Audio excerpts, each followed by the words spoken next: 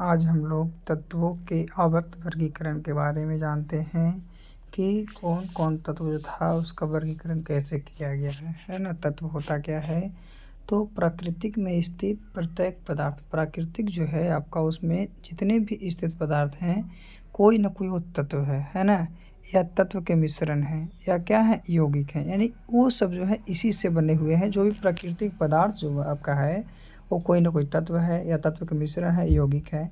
यानी ये तत्व पदार्थ की संरचना, गुणधर्म एवं भौतिक स्वरूप पर निर्धारित करती है कि क्या है और क्या नहीं है।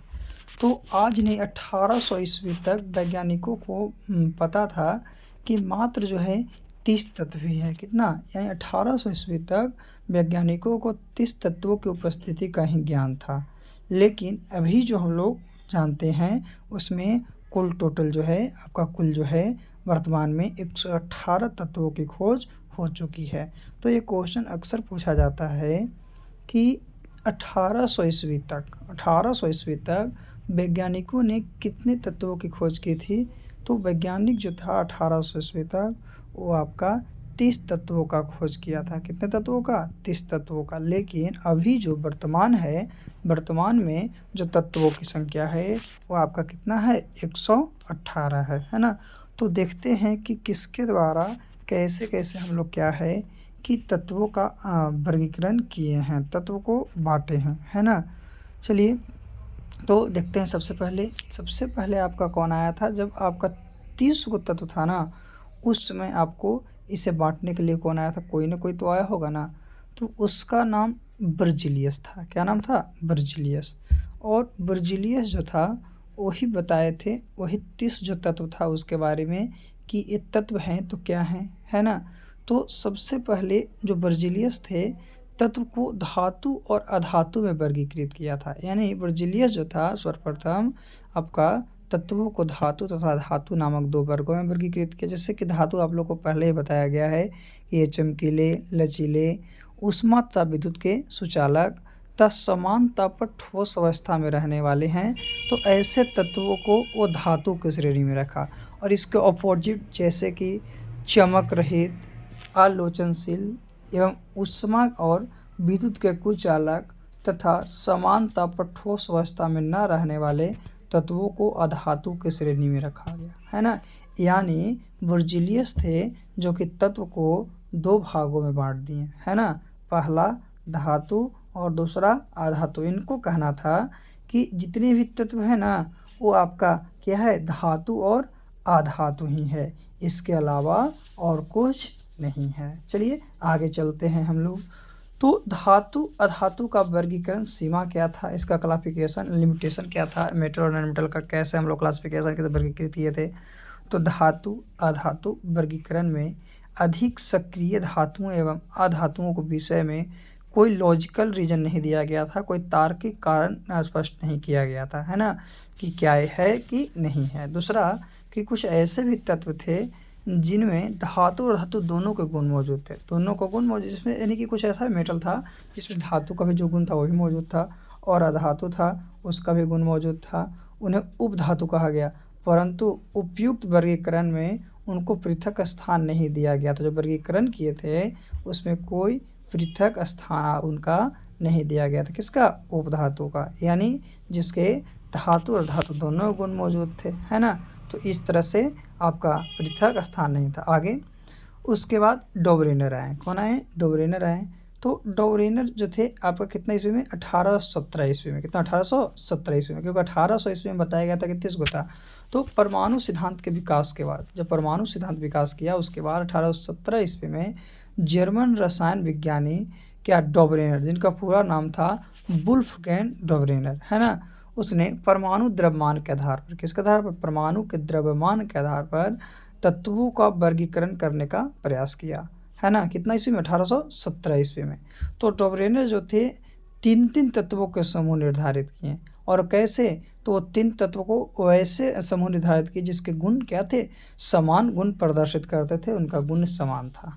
तो डोबरेनर ने 3 तत्वों को बढ़ते हुए परमाणु भार के आधार पर सजाया था। किसके आधार पर? कि अगर ये बढ़ रहा है तो इसका परमाणु भार जो है, एटॉमिक मास जो है, उसके आधार पर सजाया था और बताया था के बीच वाले तत्वों का परमाणु जो होता है जो दोनों के तत्वों के बीच का, जैसे कि क्या है, लिथियम, सोडियम और पोटेशियम। लिथियम का क्या एटॉमिक मास 7 था, सोडियम 23 है, पोटेशियम 39 है। तो क्या एटॉमिक मास जो है पहला लास्ट का 39 था और फिर 7 था बटा 2 किया ना, तो दोनों का औसत जो निकाला 23 आ गया, तो बीच में आया ना। उस तरह से आपका क्या क्लोरीन, ब्रोमीन, आयोडीन, फिर है कैल्शियम, फिर है एस्ट्रोडियम और बेरिलियम। तो इस तरह से वो बताया था, लेकिन ये सही नहीं था। आगे हम लोग देखते हैं।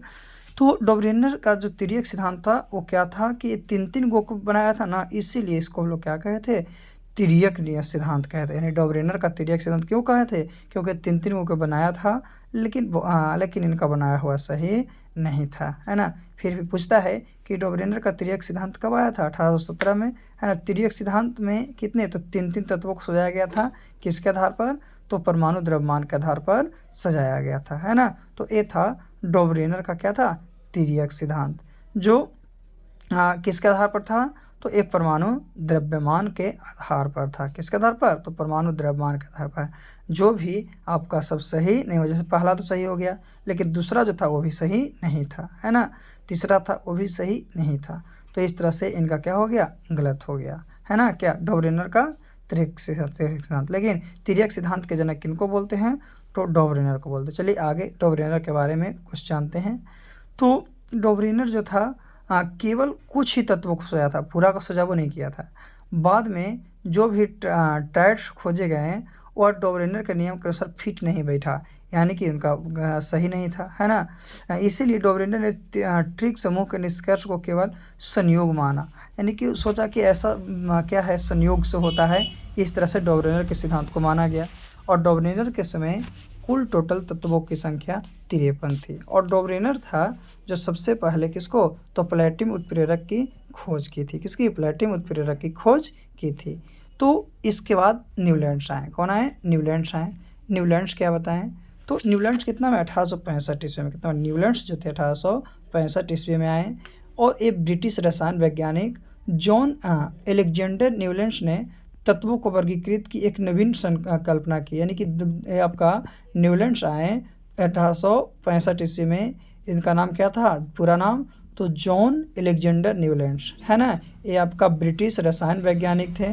जब ये आए थे तो इनके समय तत्वों की जो संख्या थी वो 56 थी। यानी न्यूलैंड्स के समय टोटल तत्वों कितना था, 56 तत्व था।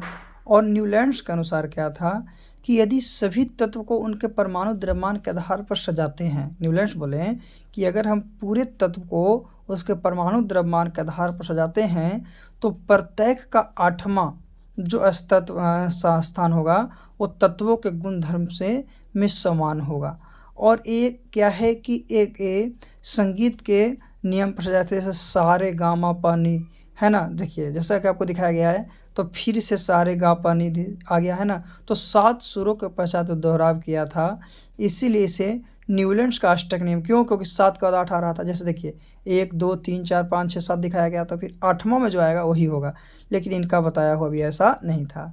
इन्होंने तत्वों को बढ़ते हुए परमाणु द्रव्यमान के क्रम में सजाने से हर 8वां तत्व अपने पहले जैसे विशेषता रखेगा, ऐसा बताए थे। और उसमें वो 56 तत्व के बारे में बताए थे।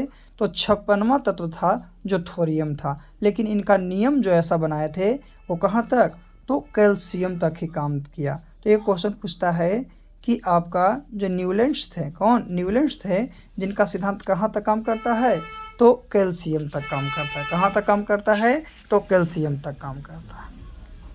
चलिए आगे। तो न्यूलैंड्स की अष्टक नियम की कमियाँ क्या थी, तो सबसे पहले कि जो न्यूलैंड्स थे जो कि हाइड्रोजन का उचित स्थान नहीं दिए। दूसरी बात, कैल्शियम के बाद तत्वों के अष्टक नियम का पालन नहीं होता है, क्योंकि फिर उसके बाद से आपका गुण मिलता उलता नहीं है। फिर न्यूलैंड के समय केवल कितने, 56 तत्व थे। और तत्वों को उनके परमाणु द्रव्यमान के क्रम में सजाया गया था। किसके, द्रव्यमान के क्रम में सजाया गया था। एक इनका था न्यूलैंड्स की कहानी थी। चलिए आगे हम लोग मेंडलीफ के बारे में जानते हैं। तो मेंडलीफ क्या है, मेंडलीफ की आवर्त सारणी। तो मेंडलीफ जो है उसका पूरा नाम क्या था, तो दमित्री मेंडलीफ था, जो कि 1869 ईस्वी में, कितना में, 1869 ईस्वी में इनके बताए थे, है ना। और 1872 ईस्वी में ना मेंडलीफ की आवर्त सारणी जो था वो जर्मन की पत्रिका में, यानी जर्मन जो था देश, उसकी पत्रिका में छपा था, लेकिन ये बताए थे कितना 1869 ईस्वी में। इन्होंने भी परमाणु द्रव्यमान के आधार पर ही पीरियोडिक टेबल बनाया, है ना। ये नहीं ऐसा है कि ये कुछ अलग किए हैं, ये भी है ना, जो हाँ कुछ अलग किए हैं, लेकिन ये भी परमाणु जो द्रव्यमान था उसी के आधार पर बताएं। और इनके समय टोटल जो तत्व था उसकी संख्या 63 थी। कितनी थी? 63 थी। ये बताए थे कि इनके परमाणु द्रव्यमान है तथा तत्व के भौतिक और रासायनिक गुण का संबंध जो है ये स्थापित किए थे। परमाणु के द्रव्यमान के साथ साथ क्या कि तत्व के भौतिक गुण और रासायनिक गुण के, इसीलिए इनके अनुसार पूछा जाता है, कभी कभी अक्सर पूछा जाता है कि तत्वों के गुणधर्म उनके परमाणु द्रव्यमानों के आवर्ती फलन होते हैं। एक किनके अनुसार बोला गया था? तो मेडलिफ के द्वारा। किसके द्वारा? मेडलिफ के द्वारा बोला गया था कि तत्वों के गुणधर्म उनके परमाणु द्रव्यमान के आवर्ती फलन होते हैं। लेकिन यही मेडलिफ के बाद जो आए थे इसको सुधार किए और बोले थे कि तत्वों के गुणधर्म उनके परमाणु जो संख्या है उसके आवर्त फलन होते हैं, है ना। तो ये मेडलिफ की आवर्त सारणी में टोटल तत्वों की संख्या कितनी थी? तो मेडलिफ के समय आपका तत्वों की संख्या 63 थी। कितना ईस्वी में बताए थे? 1869 ईस्वी में। इनको जर्मन पत्रिका में कब छपा? तो 1872 ईस्वी में छपा। ये भी किस आधार पर किए थे? तो परमाणु द्रव्यमान के आधार पर ही किए थे। कौन? मेडलिफ। चलिए, और मेडलिफ के बारे में हम लोग जानते हैं क्या है और क्या नहीं है ना। तो इतना याद रखना है मेडलिफ के बारे में कि मेडलिफ जो 1869 ईस्वी में, उस समय तत्वों की संख्या 63 थी। उनका जर्मन पत्रिका में छपने के लिए 1872 ईस्वी था, है ना। और ये परमाणु द्रव्यमान पर सजाए थे। चलिए आगे चलते हैं कि आधुनिक आवर्त सारणी में जो मेडलिफ की आवर्त सारणी की तुलना से अभी की जो हम लोग पढ़ रहे हैं आपका आवर्त सारणी, उसमें मेडलिफ की आवर्त सारणी की तुलना में अत्यंत व्यापक थे।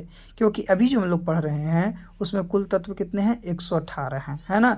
और इसीलिए इसे आवर्त सारणी का दीर्घ स्वरूप कहा जाता है। यानी कि हम लोग पूरा डेवलप कर गए हैं, क्योंकि पहले हम लोग उतना ही जान रहे थे, लेकिन अभी कितना? 118 तत्व के बारे में जानते हैं, है ना। आधुनिक तत्व जो है, आधुनिक तत्व के सारणी आधुनिक तत्व सारणी के जो आपका जनक है हेनरी मोसले को माना जाता है। लेकिन आवर्त सारणी का जनक किसको?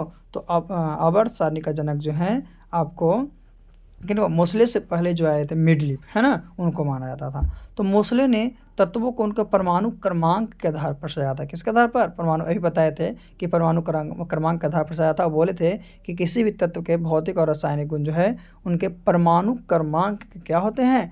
आवर्ती फलन होते हैं। क्या होते हैं? आवर्ती फलन। क्या चीज़ का? तो सब बता रहे थे कि परमाणु द्रव्यमान का, लेकिन इन्होंने क्या बताया कि परमाणु जो क्रमांक है, परमाणु क्रमांक के आवर्ती फलन होते हैं। ऐसा किसने बोला था? तो ऐसा मोसले ने। 2 क्वेश्चन कन्फर्म पूछता है, किस तत्व के भौतिक और रासायनिक गुण के द्रव्यमान के आवर्त फलन होगा?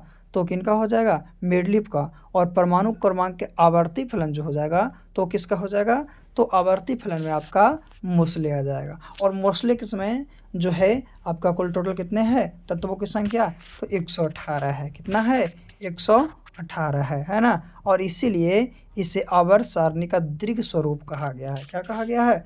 आवर्त सारणी जो है उसका दीर्घ स्वरूप कहा गया है। किसको? मोसले को जो बनाया हुआ है आवर्त सारणी, उसको, यानी आधुनिक आवर्त सारणी को। तो ये भी पूछता है कि आधुनिक आवर्त सारणी का जनक कौन है? तो आधुनिक आवर्त सारणी का जनक हेनरी मोसले हैं, और आवर्त सारणी का जनक जो है वो मेडलिफ है। कौन है? मेडलिफ है। चलिए हम लोग अब आगे की ओर बढ़ते हैं, है ना। तो अभी हम लोग किसके बारे में? मेडलिफ के बारे में जान रहे थे। किसके बारे में? मेडलिफ के बारे में। चलिए अब हम लोग मेडलिफ से आगे कुछ बढ़ते हैं, है ना। इनके बारे में और कुछ जानने का प्रयास करते हैं। जैसा कि यहाँ पे दोनों का दिखाएगा, परमाणु क्रमांक और परमाणु द्रव्यमान दोनों का। आगे मोसले क्या किया? तो मोसले के बारे में तो बताया जाता है कि मोसले जो है परमाणु संख्या के आधार पर सजाया था। यानी किसी परमाणु के नाभिक में, कोई परमाणु था उसके नाभिक में उपस्थित प्रोटॉन की संख्या को ही परमाणु क्रमांक कहते थे। क्या कहते थे? परमाणु क्रमांक कहते थे। और परमाणु क्रमांक को किसके द्वारा? जेड के द्वारा दिखाया गया। ये कौन बताए थे? मोसले। कौन? मोसले, है ना। ये बताएं कि किसी उदासीन जो परमाणु है उसमें प्रोटॉन और इलेक्ट्रॉन की संख्या बराबर होता है। और ये हमेशा अक्सर पूछता है इलेक्ट्रॉन प्रोटॉन की संख्या। तो प्रोटॉन और इलेक्ट्रॉन की संख्या वो परमाणु क्रमांक के बराबर होता है। किसके? परमाणु क्रमांक। अगर परमाणु क्रमांक 11 है तो प्रोटॉन की संख्या 11 होगी, इलेक्ट्रॉन की संख्या भी 11 होगी, है ना। और वही एटॉमिक मास से अगर हम लोग परमाणु क्रमांक घटाते हैं तो इलेक्ट्रॉन प्रोटॉन का जो न्यूट्रॉन जो होता है, न्यूट्रॉन की संख्या को निकाला जाता है। तो भले ही परमाणु में इलेक्ट्रॉन की संख्या प्रोटॉन की संख्या के बराबर होती है, किंतु इलेक्ट्रॉनों की संख्या को परमाणु क्रमांक नहीं कह सकते हैं, क्योंकि इलेक्ट्रॉन जो है कभी घटता है कभी बढ़ता है। अगर किसी को प्रदान कर दिया तो दे दिया तो अपने से कम हो जाएगा, अगर किसी से ले लिया तो अपने से ज़्यादा हो जाएगा। इसीलिए इलेक्ट्रॉन की संख्या को परमाणु क्रमांक नहीं कहा जा सकता है ना। जैसे किसी परमाणु में के नाभिक में उपस्थित कौन कौन होते हैं, तो प्रोटॉन और न्यूट्रॉन होते हैं, इलेक्ट्रॉन नहीं होते हैं। कोई भी अगर परमाणु है तो उसके नाभिक में जो मौजूद हैं उसमें कौन कौन, तो प्रोटॉन और न्यूट्रॉन होते हैं, ऐसा नहीं कि उसमें इलेक्ट्रॉन होते हैं। तो ये भी पूछता है कि न्यूक्लियस में क्या क्या पाए जाते हैं, तो प्रोटॉन और न्यूट्रॉन, और ये दोनों की कुल संख्या का योग जो होता है इसी को हम लोग परमाणु द्रव्यमान कहते हैं, और परमाणु द्रव्यमान को हम लोग ए के द्वारा सूचित करते हैं। इसीलिए परमाणु द्रव्यमान का फॉर्मूला क्या होता है, प्रोटॉन की संख्या प्लस न्यूट्रॉन की संख्या। तो प्रोटॉन की संख्या वो तो परमाणु की संख्या को कहते हैं, इसीलिए फिर से दिखाया गया आपको कि परमाणु द्रव्यमान बराबर परमाणु संख्या प्लस न्यूट्रॉन की संख्या। और कक्षा में इलेक्ट्रॉनों की संख्या को ज्ञात करने के लिए हम लोग 2n² के फार्मूला का यूज कर रहे हैं, 2n² का अनुकूल भरते हैं। तो 4 कक्षा है KLMN, क्या है KLMN, तो पहला में अगर n के जगह पर 1 रखते हैं तो क्या 2n² है तो 2 हो जाएगा, तो 2, और फिर n की जगह पर 2 रखते हैं तो 2, 8, 18 और 32 होता है। यानी k में 2 तो l में कितना 18, सो 2, 8 हो जाएगा l में, और m में कितना KLM, तो m में 18, और KLMN n में क्या हो जाएगा, तो 2, 8, 18, 32 हो जाएगा। तो इस तरह से हम लोग इसे रखते हैं। चलिए आगे, तो आधुनिक आवर्त सारणी पढ़ते हैं। आधुनिक आवर्त सारणी में कितना, तो आधुनिक आवर्त सारणी में कितना 7 गो क्षैतिज पंक्ति है, क्या 7 गो क्षैतिज पंक्ति है, और 18 गो जो है आपका ऊर्ध्वाधर स्तंभ है ना। 18 गो क्या ऊर्ध्वाधर स्तंभ है। इसके रूप में ये बांटा गया था, कौन, ये जो बांटे हैं मोस्ले। जो आपका मेडलिप थे वो केवल कितना 7 गो आवर्त तो बांटे थे, लेकिन वो 8 को वर्ग के साथ साथ एक शून्य वर्ग को बताए थे। कितने, एक शून्य वर्ग को बताए थे।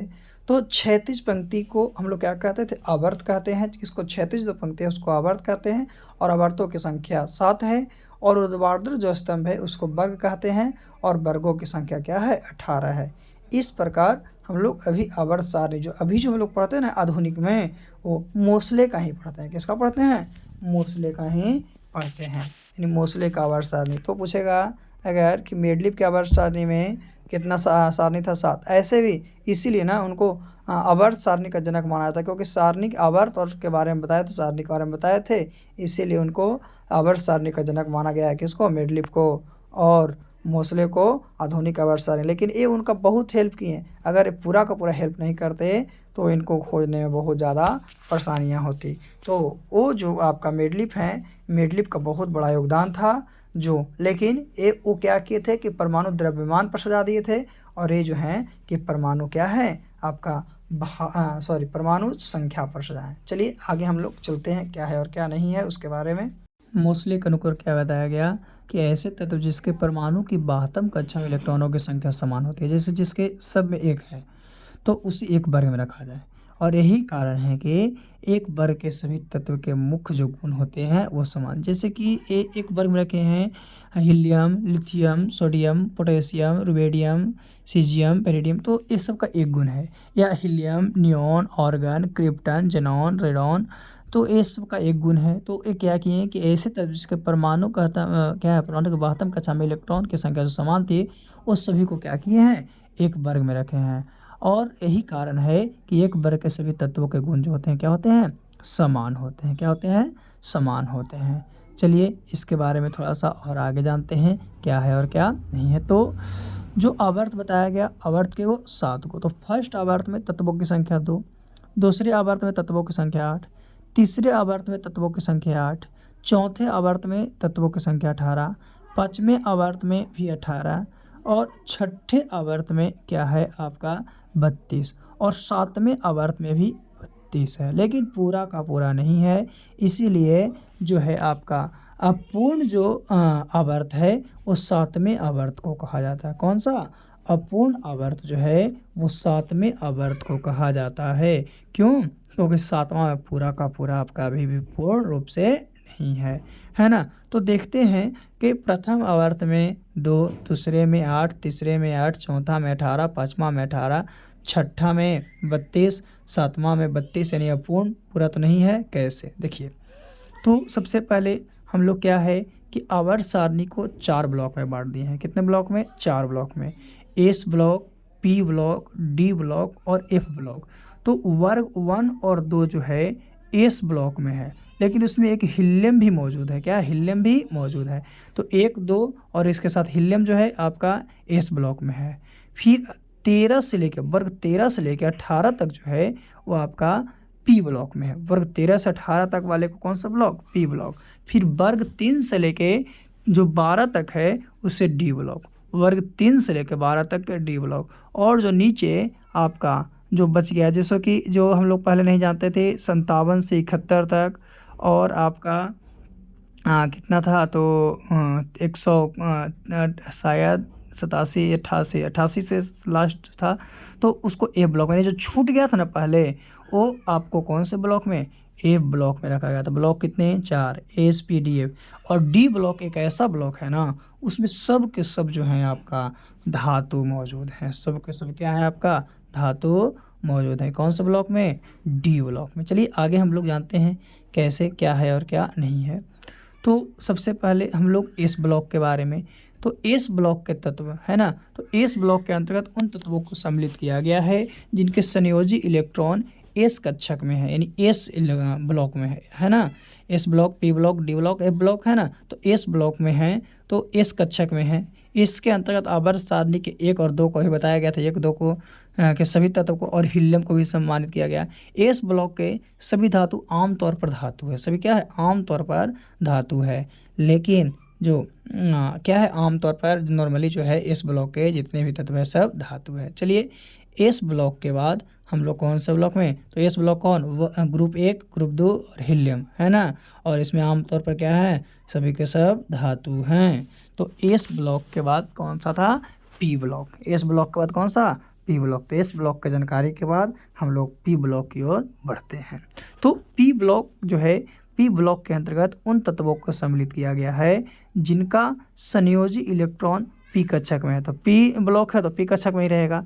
और इसके अंतर्गत हम बताए थे कि 13 से 18 तक, 13 से 18 तक ये सभी तत्वों को, हीलियम को छोड़कर, हम बताए थे कि हीलियम जो था आपका इस ब्लॉक में आ गया था, तो हीलियम को छोड़कर ही होगा, है ना।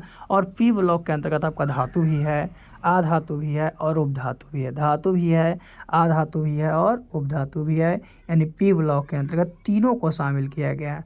धातु भी है, आधातु भी है और उपधातु भी है। किसके अंतर्गत? तो पी ब्लॉक के अंतर्गत। कहाँ से कहाँ तक है? तो 13 से 18 तक जो है वो आपका क्या है? पी ब्लॉक के तत्व है। किसका है? पी ब्लॉक के तत्व है। चलिए, पी ब्लॉक के जानकारी के बाद हम लोग कहाँ चलते हैं? तो पी के बाद एस पी डी पर। कहाँ? डी ब्लॉक के बारे में, है ना। तो डी ब्लॉक के बारे में जानेंगे, है ना। तो पी ब्लॉक में क्या याद रखना है कि पी ब्लॉक जो है 13 से 18 तक है ना। इसमें धातु हैं, आधातु हैं और उपधातु हैं। कौन कौन? धातु, आधातु और उपधातु, है ना। कहाँ से कहाँ तक? 13 से 18 तक। और पी ब्लॉक को उस पर सम्मिलित किया गया है जो कौन से कक्षक में है? पी कक्षक में। कौन से कक्षक में? पी कक्षक में। चलिए, तो हम लोग आगे जानते हैं क्या है और क्या नहीं। ऐसे धातु, अधातु और उपधातु को पहचान करने के लिए आप लोगों को बताया गया है पहले कि धातु को कैसे पहचान करेंगे, आधातु को कैसे पहचान करेंगे, उपधातु को कैसे पहचान करेंगे। एक ट्रिक भी आप लोग को बताया गया है ना। तो पी के बाद हम लोग एस पी डी ब्लॉक के बारे में बात करते हैं। तो डी ब्लॉक क्या है? तो डी ब्लॉक के अंतर्गत सम्मिलित तत्वों की संयोजी इलेक्ट्रॉन डी कक्षक में भरे जाते हैं। कौन से कक्षक में? डी कक्षक में।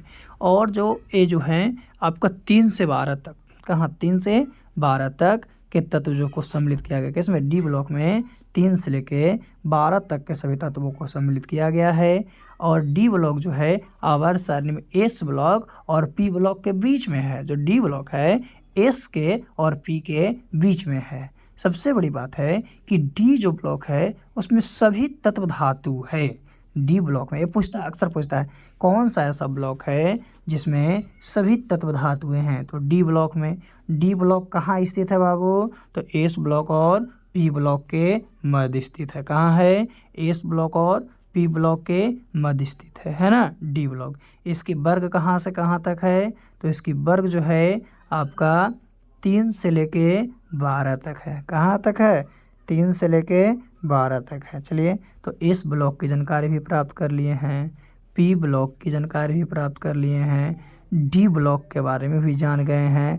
अब लास्ट जो है वो आपका एफ ब्लॉक है। कौन सा ब्लॉक है, एफ ब्लॉक। तो अब हम लोग एफ ब्लॉक के बारे में जानते हैं कि एफ ब्लॉक क्या है और क्या नहीं है। एफ ब्लॉक में कहाँ से कहाँ तक आते हैं, है ना। तो एफ ब्लॉक की बात करते हैं।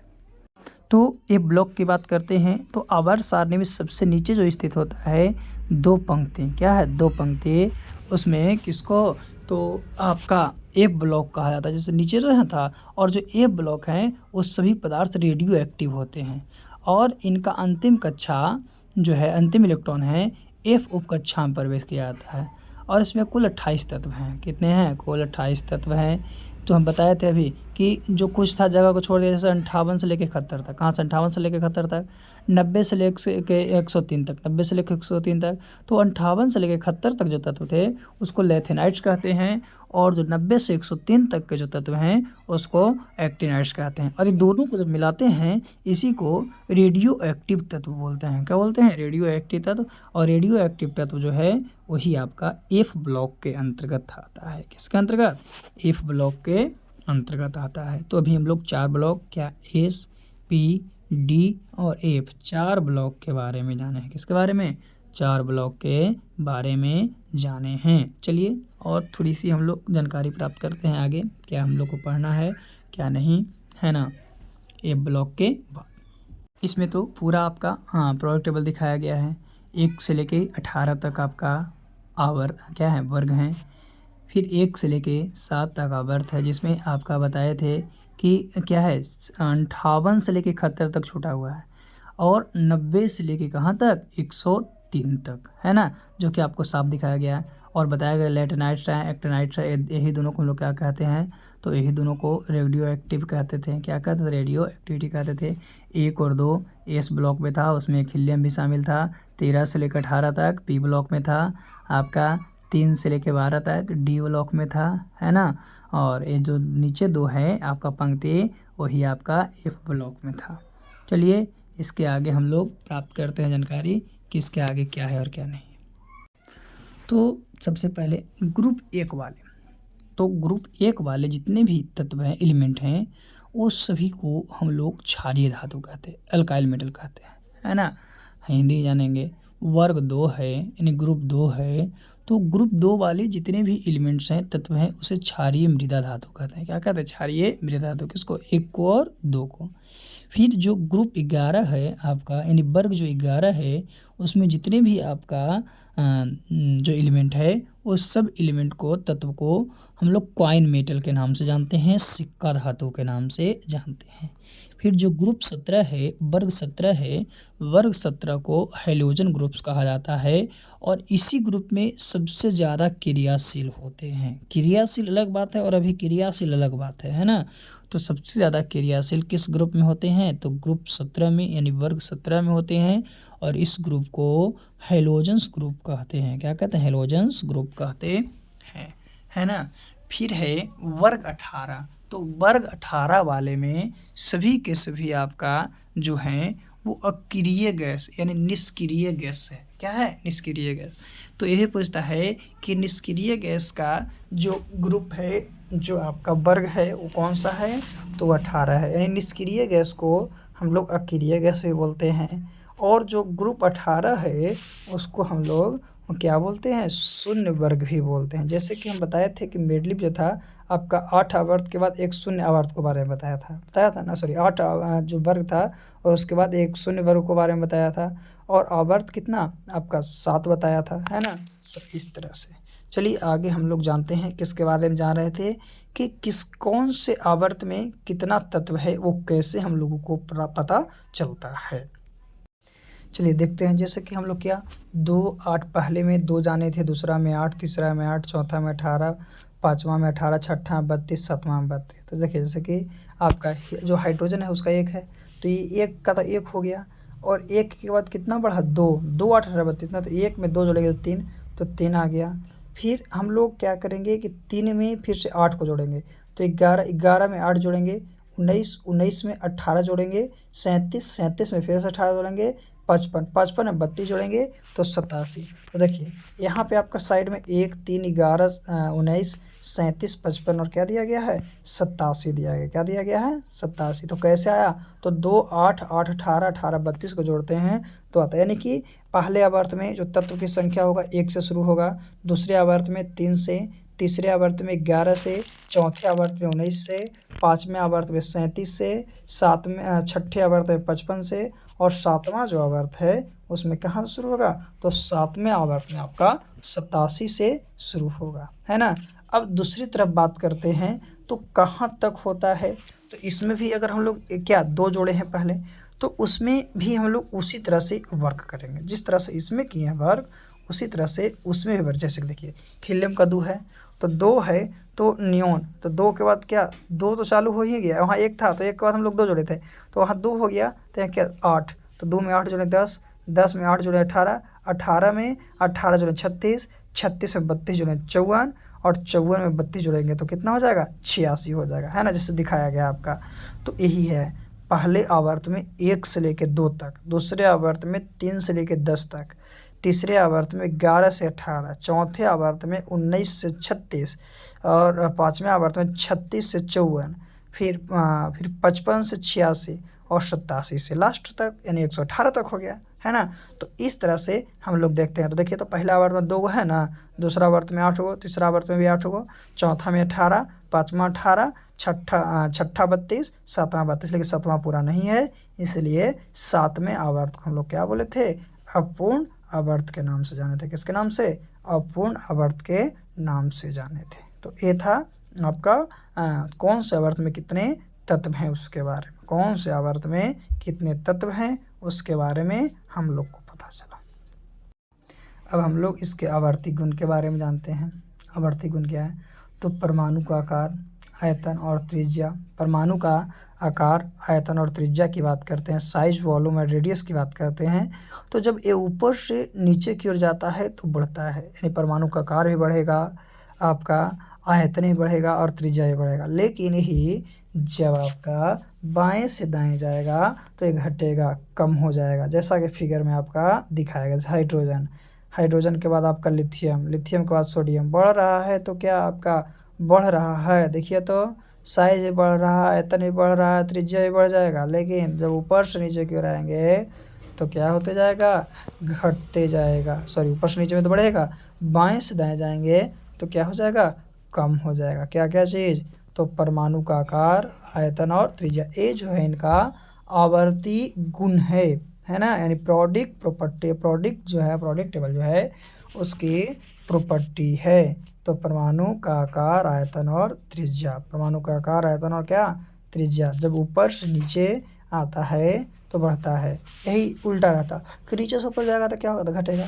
बाएं से दाएं जाता है तो कमता है, तो क्या दाएं से बाएं आएगा तो बढ़ेगा। तो ये सब याद रखना है, ये सब याद रखने वाली बातें हैं, है ना। चलिए आगे इसमें जानते हैं और इसका क्या क्वालिटी है, क्या प्रॉपर्टी है। तो आगे है आयनन विभव और इलेक्ट्रॉन बंधुता।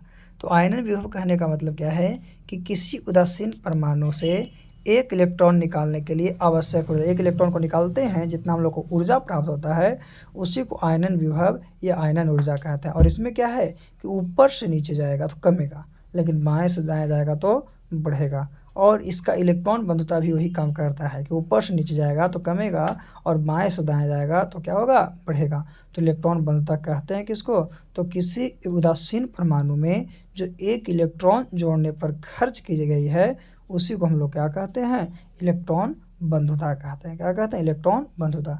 तो ये सब जो है आपको याद करने की चीज़ें हैं। क्या याद करने की चीज़ें, याद कर लीजिएगा कि आयनन विभव ऊपर से नीचे क्या होगा, ऐसे देखिएगा तो प्रोडक्ट टेबल तो आपके पास एग्जाम में मौजूद नहीं रहेगा, लेकिन दिमाग में रहेगा तो आप देख सकते हैं कि ऊपर से नीचे आ रहे हैं तो इलेक्ट्रॉन के जो निकालने की ऊर्जा है वो क्या है, कम रहा है कि बढ़ रहा है, या बाएं से दाएं जा रहे हैं तो बढ़ रहा है कि घट रहा है है ना। तो ये सब आप दिमाग से निकाल सकते हैं कि क्या है और क्या नहीं है।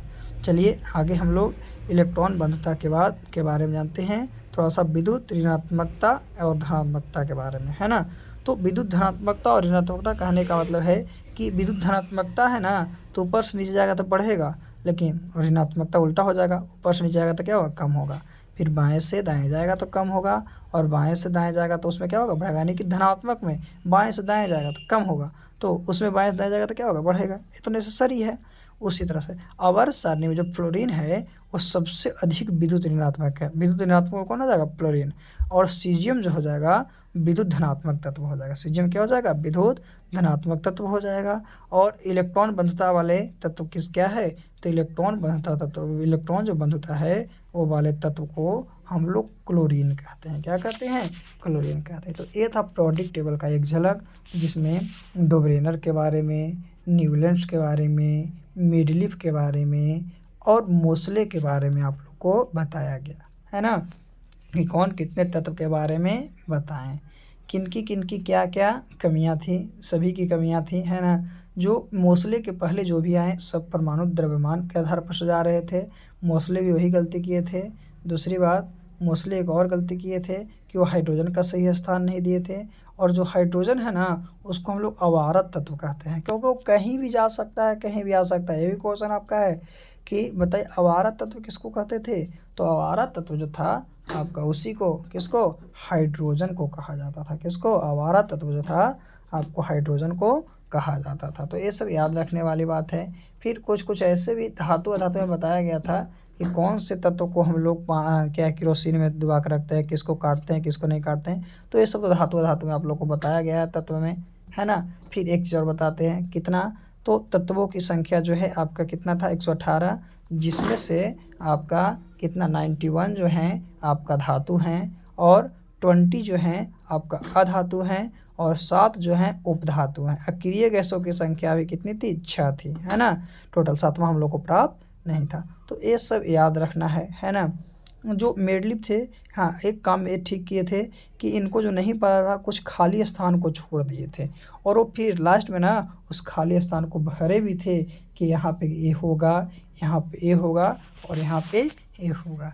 तो चलिए आज के लिए इतना ही। हाँ, आगे अगर वीडियो अच्छा लगे तो वीडियो को लाइक कर दीजिएगा, कमेंट कर दीजिएगा। अगर अभी तक चैनल को सब्सक्राइब नहीं किए हैं तो चैनल को सब्सक्राइब कर दीजिएगा, ताकि ऐसे वीडियो आपको मिलते रहे। और नोटिफिकेशन ऑन ज़रूर कीजिएगा, ताकि जैसे ही वीडियो को अपलोड करूँगा तो आपके पास सबसे पहले क्या है कि इसका नोटिफिकेशन चला जाएगा, और आप इस वीडियो को देख सकते हैं, अपने एग्ज़ाम में अच्छी तैयारी कर सकते हैं, है ना। चलिए तो आज के लिए इतना ही काफ़ी है। फिर से हम लोग अगले वीडियो में मिलते हैं कि क्या है और क्या नहीं।